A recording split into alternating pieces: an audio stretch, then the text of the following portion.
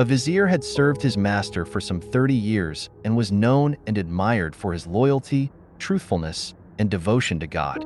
His honesty, however, had made him many enemies in the court who spread stories of his duplicity and perfidy. They worked on the Sultan day in and day out until he too came to distrust the innocent vizier and finally ordered the man who had served him so well to be put to death. In this realm, those condemned to death were tied up and thrown into the pen where the Sultan kept his fiercest hunting dogs. The dogs would promptly tear the victim to pieces. Before being thrown to the dogs, however, the vizier asked for one last request. "I would like 10 days respite," he said, "so that I can pay my debts, collect any money due to me, return items that people have put in my care, and share out my goods among the members of my family and my children and appoint a guardian for them." After receiving a guarantee that the vizier would not try to escape, the Sultan granted this request. The vizier hurried home, collected 100 gold pieces, and then paid a visit to the huntsman who looked after the Sultan's dogs. He offered this man the 100 gold pieces and said, "Let me look after the dogs for 10 days.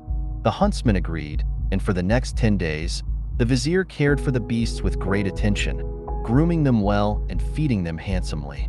By the end of the 10 days, they were eating out of his hand. On the 11th day, the vizier was called before the Sultan. The charges were repeated, and the Sultan watched as the vizier was tied up and thrown to the dogs. Yet when the beasts saw him, they ran up to him with wagging tails. They nibbled affectionately at his shoulders and began playing with him. The Sultan and the other witnesses were amazed, and the Sultan asked the vizier why the dogs had spared his life.